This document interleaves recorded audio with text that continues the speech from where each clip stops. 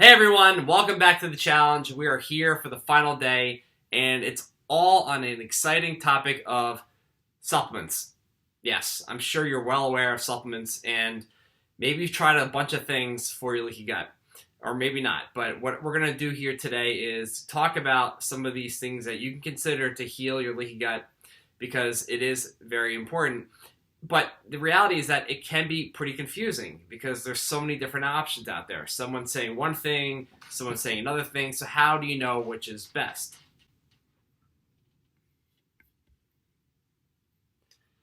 And that's what we're going to discuss here. So what I'm going to talk about is coming from the scientific evidence and the hard data on their use on preventing and healing a leaky gut.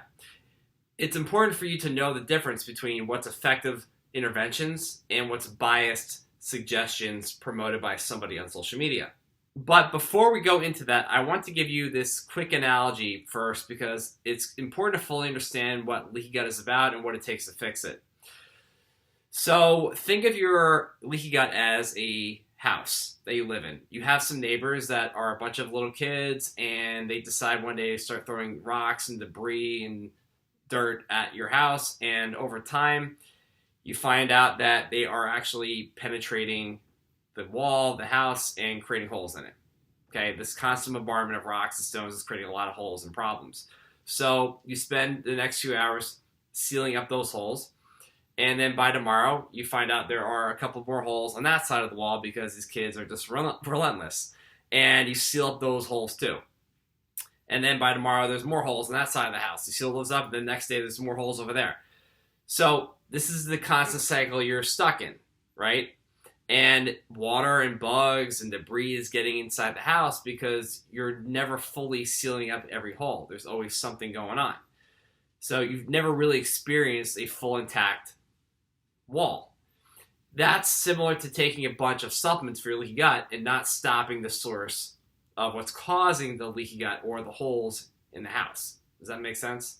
So we can talk all day about these effective supplements, but bear in mind that if that's all you're doing and you're just removing gluten and other foods too, you probably won't get the best results.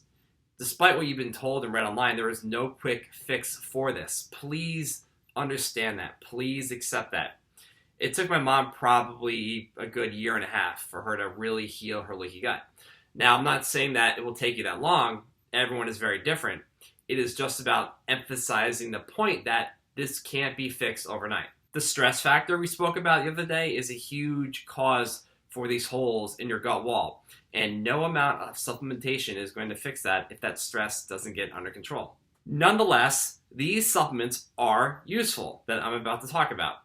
The best ones, as demonstrated from the literature, are glutamine, vitamin D, and bone broth or collagen. I often use a product called Gut Balance that our clients really enjoy. It really does the job for healing the leaky gut, and it tastes great too. If you want to check that out, please check the link below this video to do so.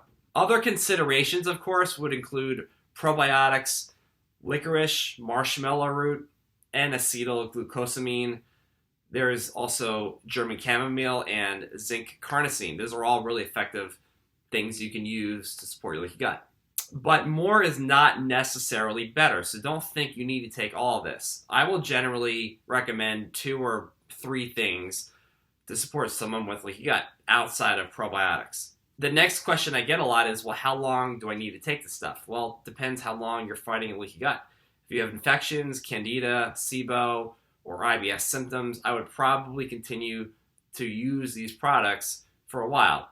But that's just my general recommendation, right? You're going to want to take it until your symptoms really improve.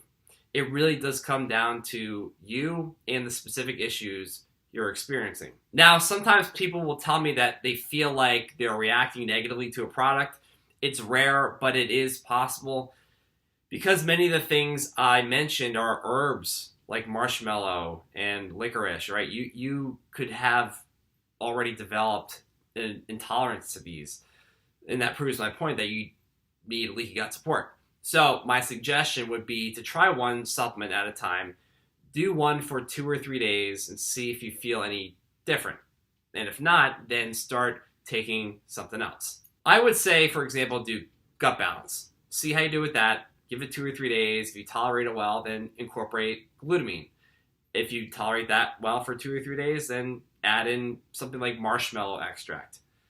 So if you feel something is off, then just stop taking it and try something else. It's a little bit of trial and error. Now remember, you may still want to consider testing for a leaky gut to see if you're improving.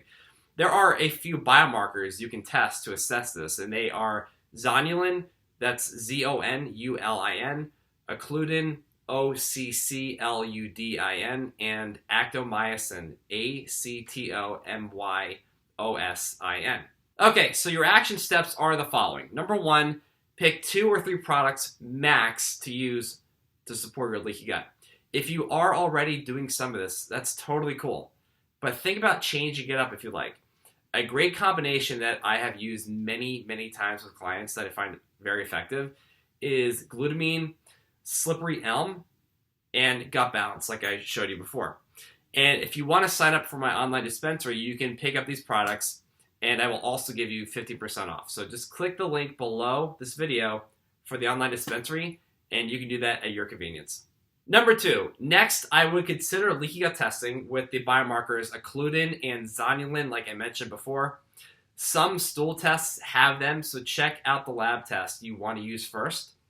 This can give you an accurate idea of how your gut is doing right now, and if you need to continue with supplementation. All right, so I hope that was helpful and you have some better direction on where to go with supplementation. It's really not that complicated. I know there's a lot of recommendations out there, but honestly, it doesn't need to be complicated. A few things can get the job done, but only if you address the rocks, the debris that's being thrown at that house, right? The causes of the leaky gut. If you feel like you need more support there and want to learn more about this, definitely check out the Hashimoto's Academy by visiting the link below this video. All right, so that concludes the final challenge video. But hang on, I have one more video for you. Stay tuned. I will see you in a little bit.